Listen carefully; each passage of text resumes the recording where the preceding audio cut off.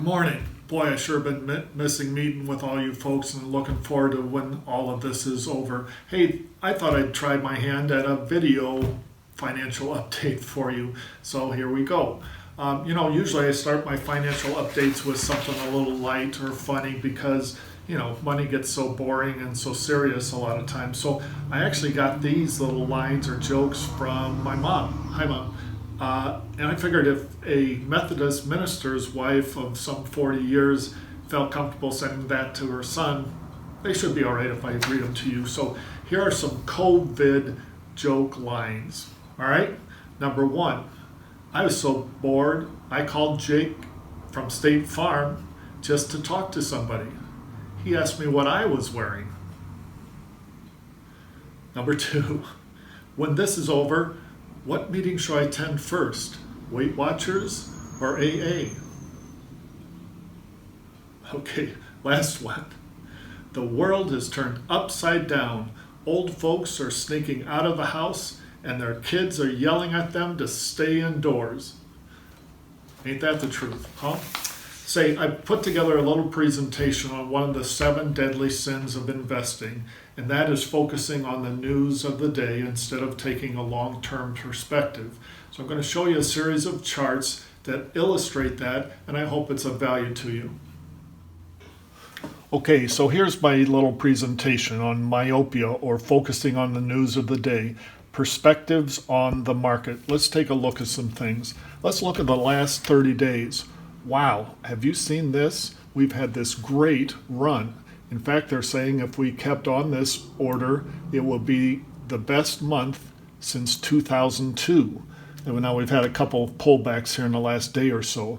But this has been a great recovery, and most people would look at that and say, hey, happy days are here again. But we have to expand our perspective and go to the last 3 months. Of course, it's wonderful that we're going up and recovering part of this big drop since the end of February to late March. So this perspective shows us that even though we've had a nice run here, it's to recover out of this big drop that we just went through. But the nice thing is that we're about 40% recovered, and hopefully things will keep on going. But here's a 3-month perspective. But let's pull it out farther. Here's a 2-year perspective. Again, that's our big drop here.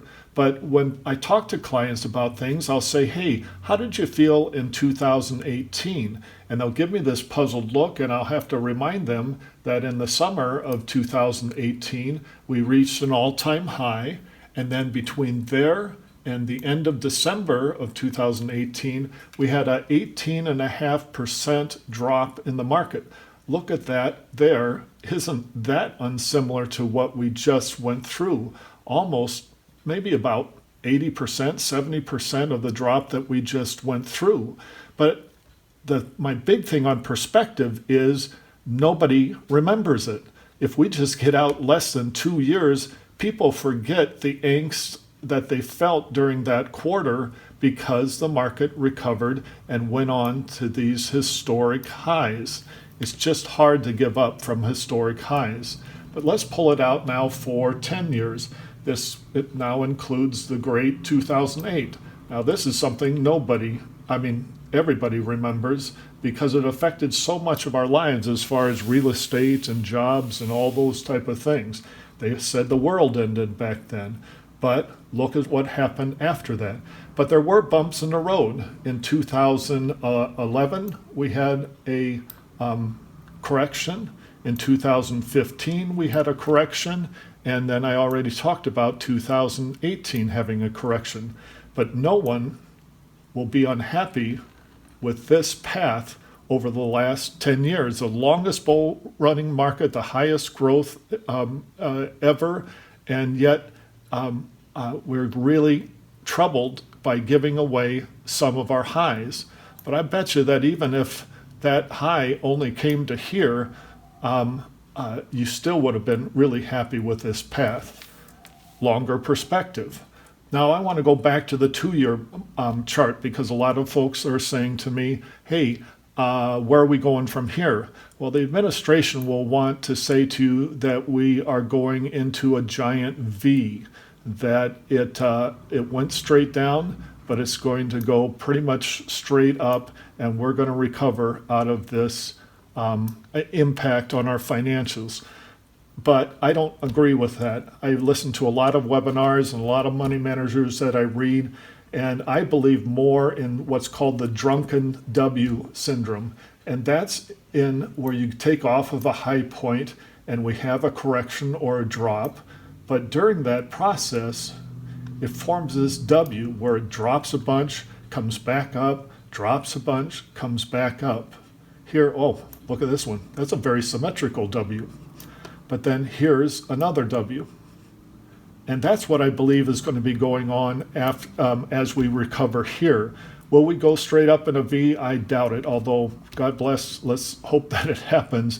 But I think the recovery will have some setbacks and then proceed up, setbacks, and come up. But we need to have a long-term perspective on what's happening with our portfolios. I hope this has been of some help. Okay, let's wrap things up. Remember, we're in a marathon, we're not in a sprint, that we will achieve our goals over the long haul if we stay disciplined and true to the plan. We don't have control over the markets. It's going to go up or down. But if we stay to our plan, we should achieve our goals just fine. So treat your portfolio the way they tell you to treat your face. Don't touch it. Really enjoyed making this for you. I appreciate you watching it. Stay safe and healthy, and you take care.